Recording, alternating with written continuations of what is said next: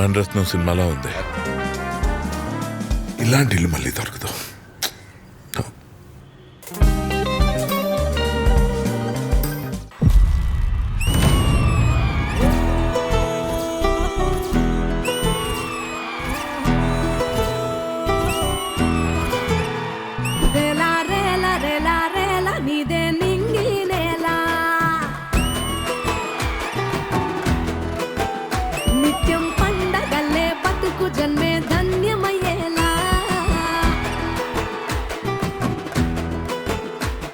ప్రేక్షకులందరికీ happy fathers day.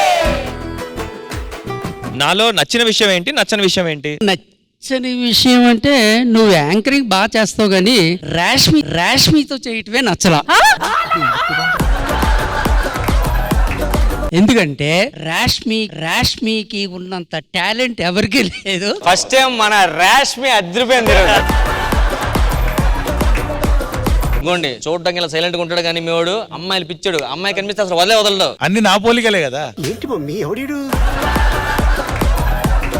నానా జబర్దస్త్ లో కనిపిస్తా, నీకేమనిపిస్తుంది? టీవీలో వచ్చే యాడ్సే బాగుంటున్నాయి. ఇదేనికి నానా? ఆ టీవీలో వచ్చే యాడ్స్ 10 సెకండ్లన్నా ఉంటున్నాయి కానీ నువ్వు మాత్రం 2 సెకండ్ల కంటే ఎక్కువ ఉంటున్నాయి. ఈ ఉయ్యాల మీద నుంచొని అక్కడ పైన మైసూర్ పాక్ ఉంది కదా, అది తినాలి.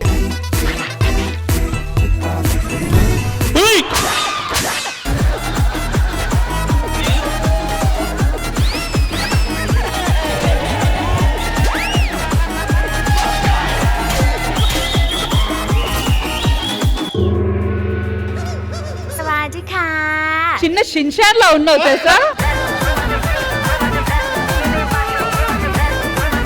రామ్ ప్రసాద్ నువ్వు ఇంత పెద్ద రాక్షసుడు నిజంగా తెలియదు. నేను మంత అయితే 2 కాలం వెళ్ళిన ఒకసారి ఇంటికి తాడాసనం అట ఎలా చేయాలి సార్ అది?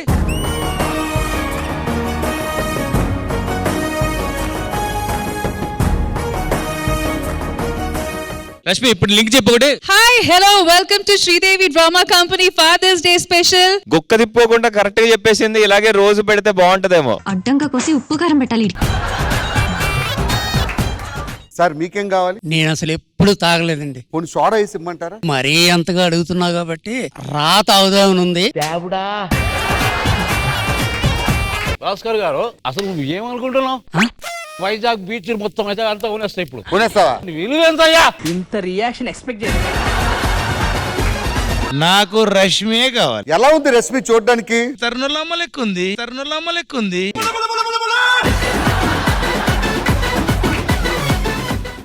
రేయి పగలనక ఎండ వాననక తెలిసి తెలియనివన్నీ చూసి వద్దామా.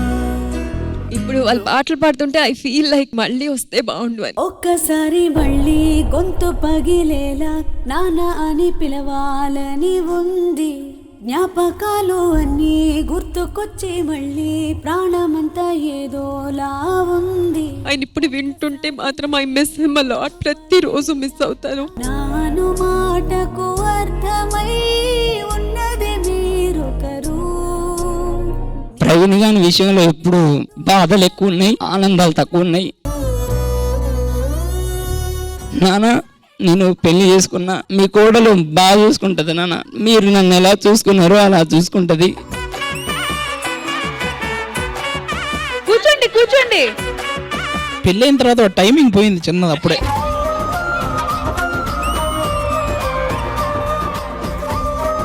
Three two one.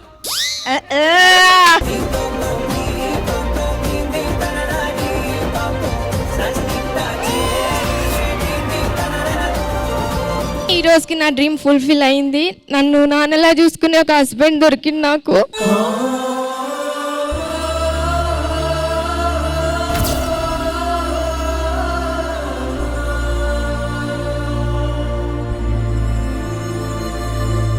నేను ఎన్నిసార్లు కాల్ చేసినా కూడా మా నాన్న రెస్పాండ్ అవ్వరు. అమ్మకి అక్కకి ఎట్లా కాల్ చేస్తావో నాకు కూడా అట్లనే కాల్ చేసి మాట్లాడు.